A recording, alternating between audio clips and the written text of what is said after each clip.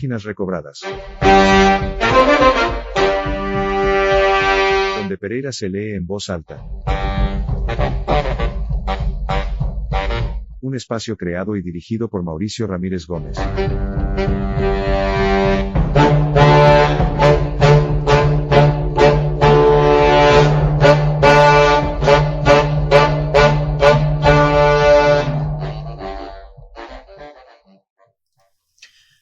La Candileja Misteriosa, una crónica publicada en Pereira en 1940.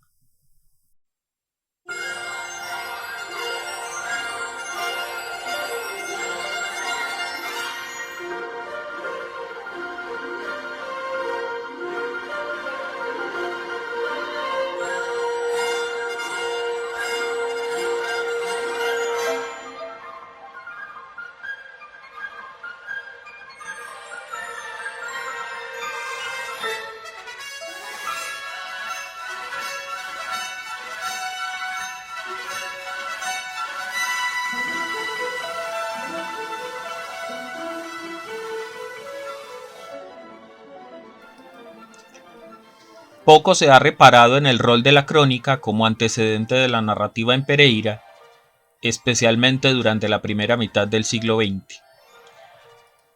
Al margen de la reiterada alusión a los sucesos cotidianos de la ciudad, se advierten en estos relatos incursiones en lo literario. A manera de ejemplo, compartimos con ustedes esta crónica titulada La Candileja Misteriosa, escrita con el seudónimo de Jalisco y publicada en la edición de El Diario del 30 de marzo de 1940.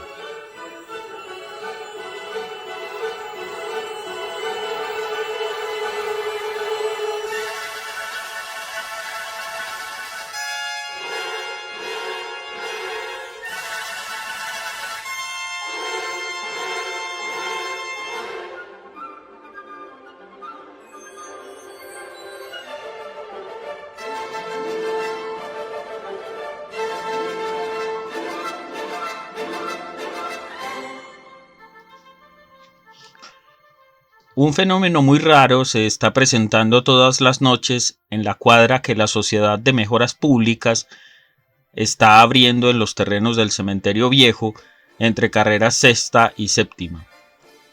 Se trata de una luz persistente que cambia de color con alguna frecuencia, tornándose de roja en verde, de verde en amarilla y de amarilla en blanca. La noticia nos la participó don Arcesio Masuera, ciudadano de la mayor distinción y cuya seriedad no debe ni puede ponerse en tela de juicio.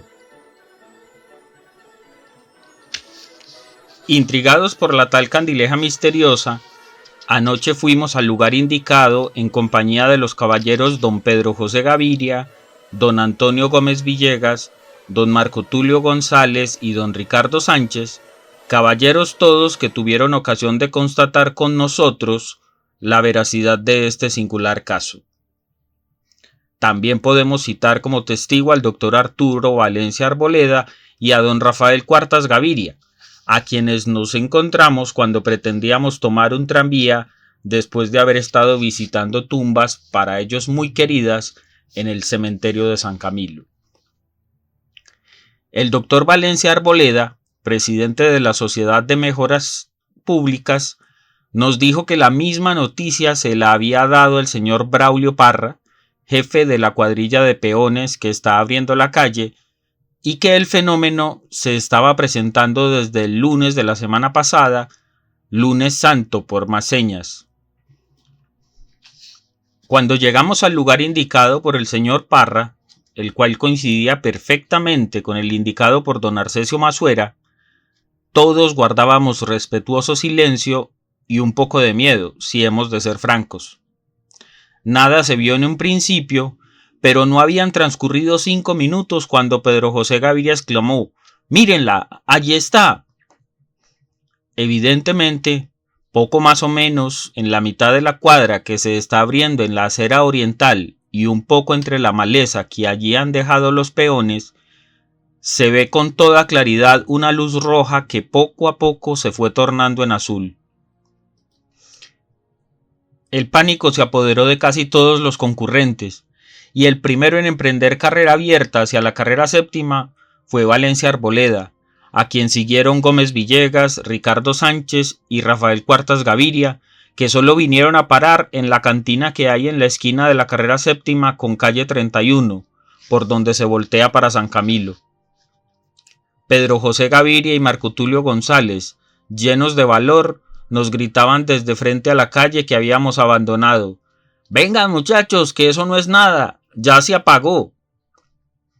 Lo de muchachos estimuló a Ricardo Sánchez, quien hizo servir 4 tragos dobles de aguardiente que ofreció a sus compañeros en momentos en que les decía: «Caminen, vamos, no sean pollas, yo me entiendo con esa lucecita y con todas las que me quieran salir, lucecitas a mí». Despacio, muy despacio, nos fuimos acercando al lugar donde estuvimos en un principio y desde donde Pedro José Gaviria vio la candileja misteriosa. Nada se veía. De cuando en cuando, la fugaz luz de un cocuyo hacía dar gritos de pavor a Cuartas Gaviria, que estaba temblando de miedo, metido entre todos. De pronto, se oyó un ruido como de persona que tose y la luz volvió a presentarse con toda intensidad, esta vez verde. «Al que corra le hago un tiro», dijo Pedro José Gaviria. «Tenemos que averiguar qué demonios es esto». Nadie se atrevía a adelantar un paso hacia la luz que seguía brillando con más intensidad, y entonces empezaron las conjeturas. Ricardo Sánchez sostenía que en ese preciso lugar habían enterrado a doña Soledad Calle de Gaviria, esposa de don Blas Gaviria, dama muy distinguida y acaudalada. Valencia Arboleda decía que esos eran fuegos fatuos, producidos por la descomposición de los huesos, y que en ese fenómeno no debíamos ver nada sobrenatural. De esa opinión fuimos todos, y llenos de confianza nos fuimos acercando al lugar donde brillaba la luz verde, cuando de pronto se oyó otra tos y la luz se tornó en roja. Entonces los alaridos de pavor y la carrera fueron de todos. Con la gorra quitada y con el bastón en alto, Pedro José Gaviria, el héroe de pocos minutos antes, fue el primero en correr y en gritar a voz en cuello: «¡Virgen Santísima! ¡San Pablo, socorro! ¡Corran, muchachos, que nos comen!». Todos fuimos a parar a la tienda donde nos habíamos tomado el aguardiente, y tras otro trago surgieron de nuevo las conjeturas. Toño Gómez Villegas nos aseguraba que el mismo fenómeno se había presentado en Aguadas y que habían resultado ser la descomposición de huesos. «Sí, señores, eso es como lo dice Toño», arguyó Ricardo Sánchez. «Caminen, volvamos y lleguemos hasta la luz. Si les provoca, llevemos velas». En esta vez fue Valencia Arboleda quien pidió los tragos. Martugo se tomó el de él con un poco de cola. Cuartas Gaviria pidió ron. Ya íbamos a dirigirnos al fatídico lugar cuando llegó Arcesio Masuera y nos dijo: «Apuesto a que vinieron a ver la candileja. Yo la estoy viendo todas las noches desde la semana pasada. Yo fui el que comuniqué por teléfono la noticia del diario. Aquí tengo cita esta noche con don Juan de Dios Mejía, quien se interesó mucho con el fenómeno, y si ustedes quieren, tomémonos unos tragos y lo esperamos». «Claro», dijo Pedro José Gaviria, «tomemos trago hasta la nueva orden, y venga o no venga don Juan de Dios, de por aquí no nos vamos sin averiguar qué es esa vaina de la luz. A lo mejor es un entierro y salimos de pobres de una vez». La llegada de Arcesio Masuera a la tienda donde estábamos bebiendo aguardiente cambió de fase el giro de la conversación, y la discusión siguió girando en torno al negocio que pudiera resultar si la misteriosa luz resultaba ser un entierro. Después de ponernos de acuerdo sobre la forma en que se debiera distribuir el tesoro, nos encaminamos de nuevo a la calle 32.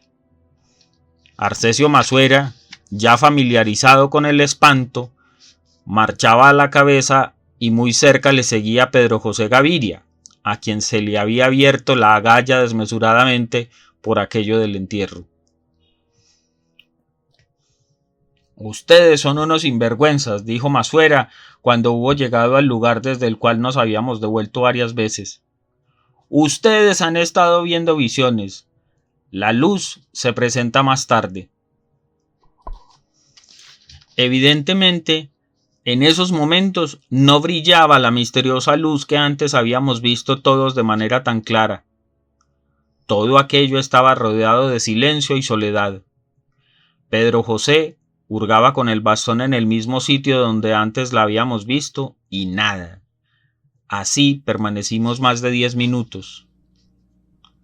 ¡Mírenla! ¡Mírenla! Gritó Rafael Cuartas lleno de pavor. ¡Véanla! ¡Allí está!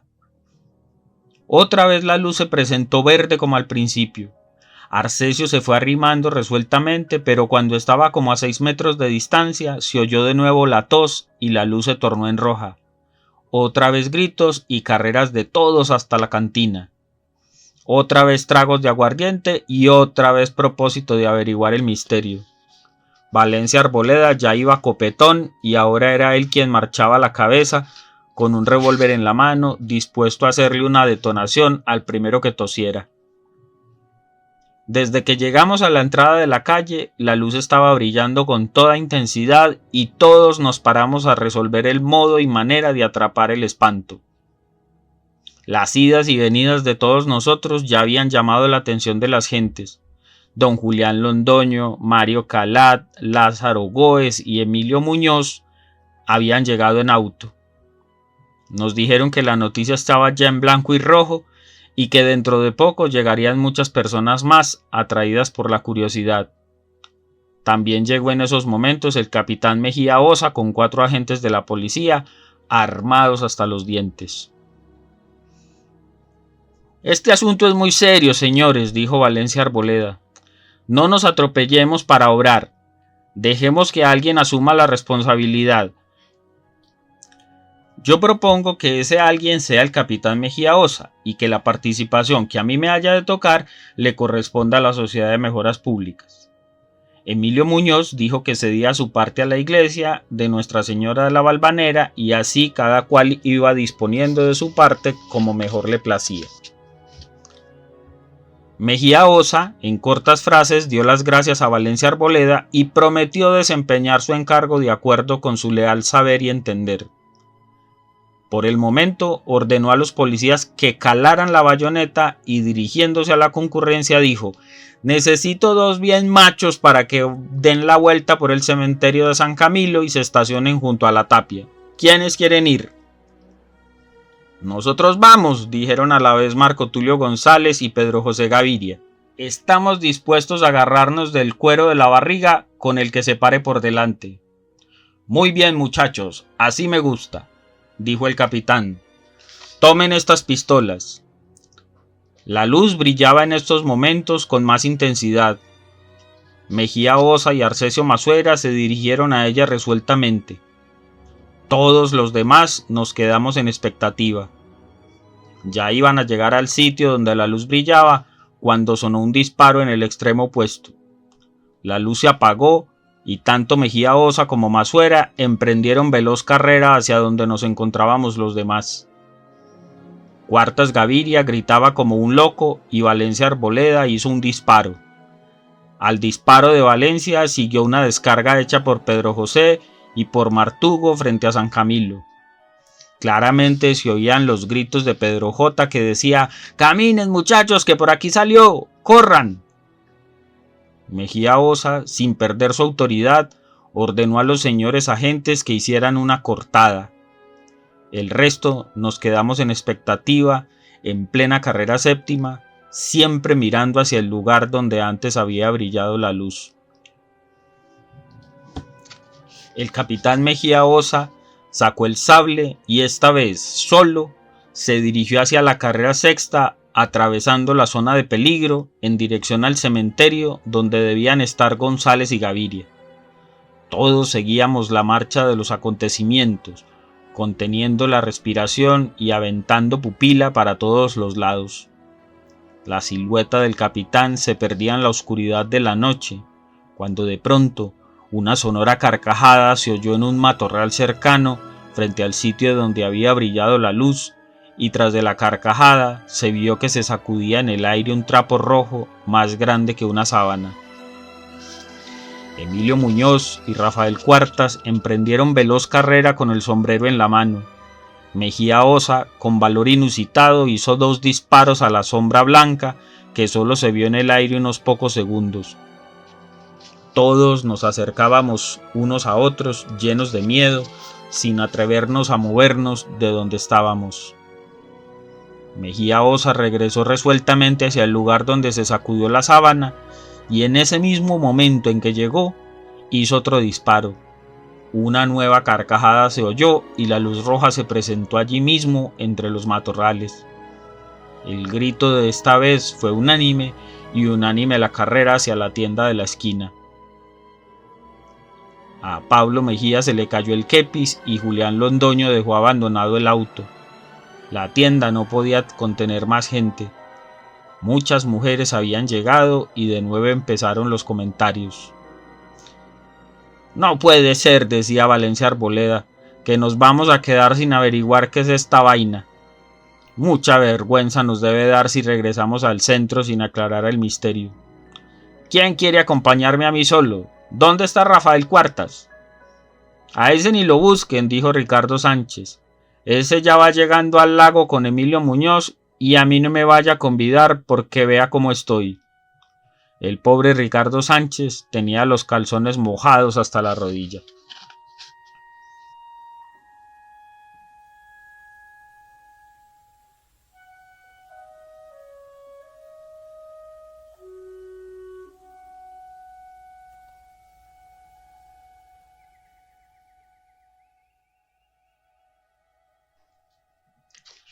A las numerosas llamadas telefónicas de ayer, siguió en la noche una gran romería al lugar de los acontecimientos. Una fuerte gripa nos hizo recoger temprano en nuestro lecho y por eso solo podemos hoy narrar los incidentes tal y como nos los relataron varios caballeros que desde las 7 de la noche fueron a convencerse con esos ojos que se los ha de tragar la tierra de todo lo que sucede en los matorrales del cementerio viejo.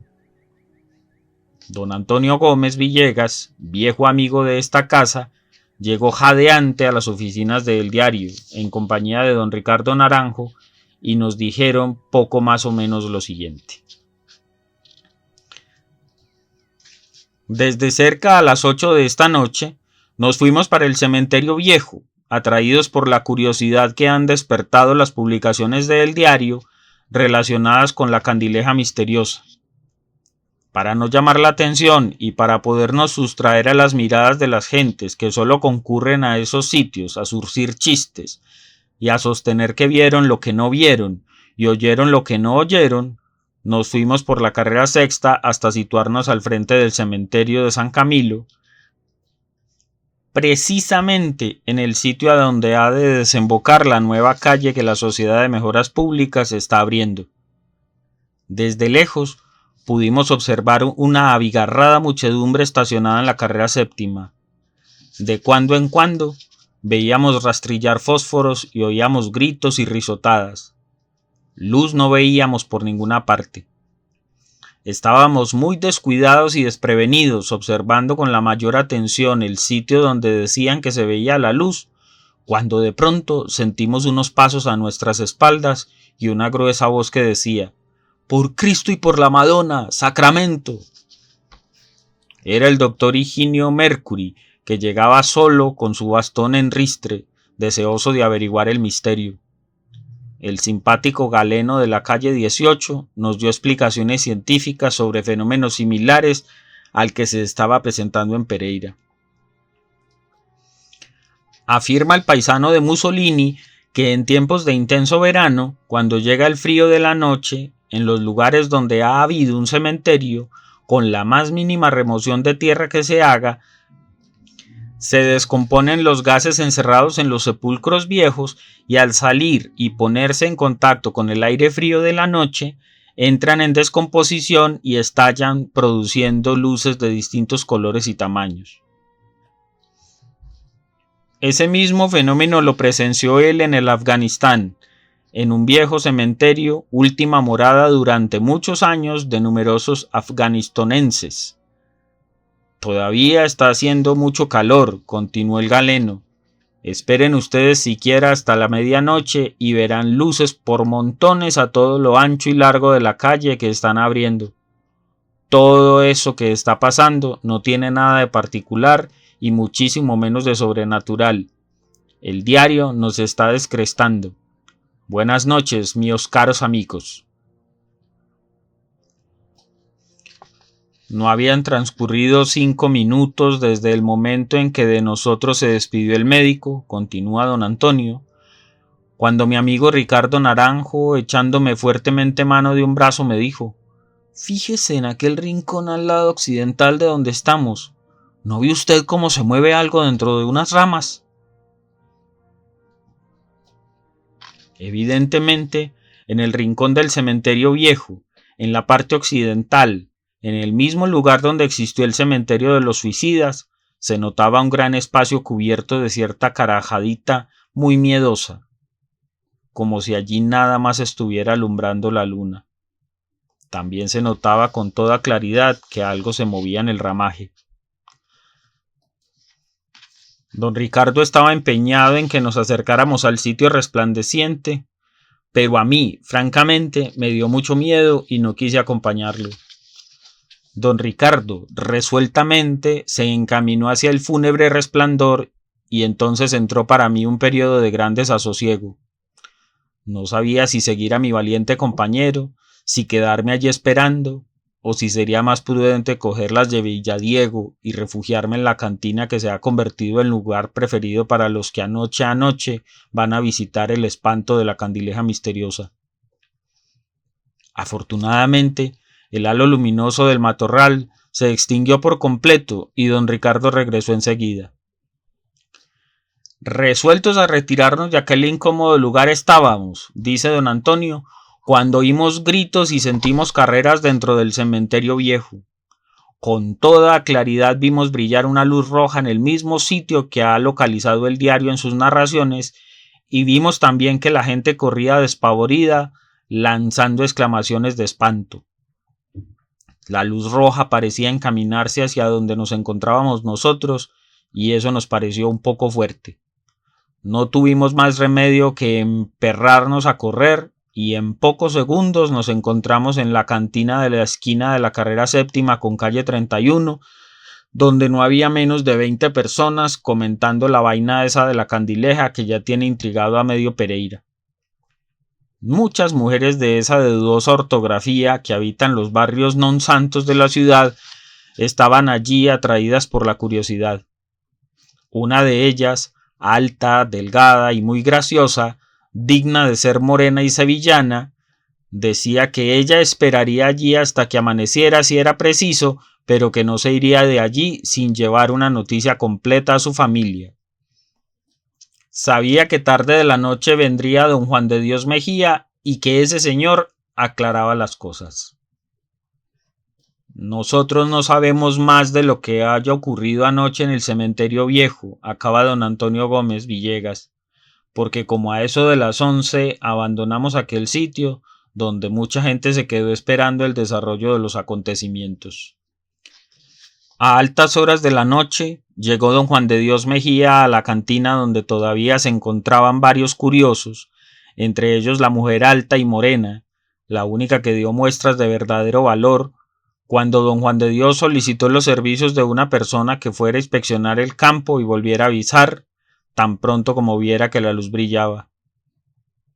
«Yo voy y voy sola», dijo la mujer alta. «No quiero que me acompañe nadie para no dejarme contagiar del miedo de otra persona y para no ir a ser víctima de alucinaciones. Manden servir un trago de whisky y espérenme todos aquí, que yo habré de aclarar el misterio». La mujer alta y morena se tomó el trago y resueltamente se encaminó hacia la nueva calle. Su silueta se perdió pronto en las sombras de la noche. Todos vimos antes cómo resueltamente esa valiente mujer se preparó para ir sola al lugar desde el cual muchos hombres habían salido huyendo despavoridos. En la cantina nos quedamos haciendo conjeturas. Desechada la tesis de los fuegos fatuos, don Juan de Dios Mejía sostenía que todo el bochinche acerca de la tal Candileja misteriosa era una comedia patrocinada por el diario, con el solo objetivo de interesar a los numerosos lectores del periódico. Agregó que el sistema era muy usado en la prensa y que en Bogotá, hace más de 20 años, la ciudadanía estuvo pendiente de Juan Máximo Gris, personaje inventado por Gil Blas, y que igual cosa pasó con un espejo misterioso en Chapinero, donde las gentes creían ver la silueta de un ciudadano desaparecido desde muchos años atrás. Que el cuento del espejo lo desenredó el doctor Sea Uribe, demostrando que en el azogue del espejo habían hecho raspados especiales que permitían reflejar la silueta deseada, y que el tal Juan Máximo Gris había resuelto ser un empleado del Palacio Uribe. Yo les garantizo, señores, que aquí no hay nada. Esperemos un rato y nos convencemos de que no hay nada especial que merezca la pena. Estoy seguro de que esa mujer que acaba de irse aclarará todo el misterio. La concurrencia oía a don Juan de Dios ensimismada. Los minutos transcurrían sin que de lados del cementerio se oyera nada ni se viera nada. Muchos tertulianos, ya aburridos, se retiraron de la cantina.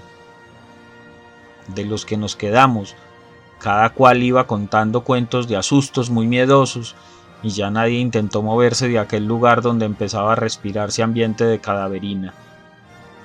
Serían la 1 de la mañana cuando todos nos pusimos en pie al oír el grito de la mujer que desde lejos decía: «¡Espérenme, muchachos, que allá voy con la Candileja misteriosa! ¡No se vayan!». Efectivamente, a los pocos momentos llegó la mujer toda sudorosa, trayendo una linterna eléctrica cubierta de tierra. Esto era lo que brillaba entre el matorral, dijo al llegar. Estaba enterrada y disimulada con la hojarasca. Cuando llegué al lugar donde estaba escondida, oí claramente la tos de una persona, pero yo no me intimidé y por el contrario aceleré el paso hacia la luz. Estaba como a 3 metros de distancia cuando vi claramente que de un matorral vecino salían 2 hombres a la carrera en dirección norte. Inmediatamente comprendí que se trataba de 2 vagabundos que se habían dedicado a asustar a las gentes todas las noches y que allí no había tal misterio. Llegué al propio sitio en donde la luz brillaba. Antes de agacharme, reconocí perfectamente que se trataba de esta linterna. Véanla ustedes aquí y si quieren convencerse, acompáñenme que yo les muestro el hueco donde estaba enterrada. Tómese un trago doble, mi señora. Usted es muy macha, dijo el inspector Lázaro Mejía. Nosotros somos todos una partida de sinvergüenzas.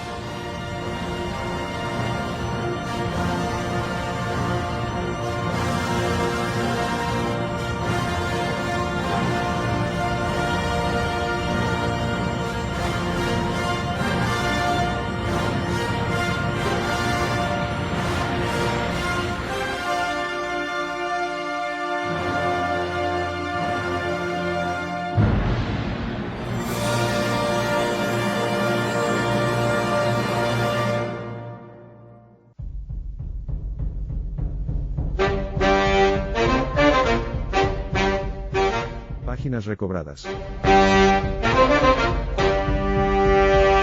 Donde Pereira se lee en voz alta. Un espacio creado y dirigido por Mauricio Ramírez Gómez.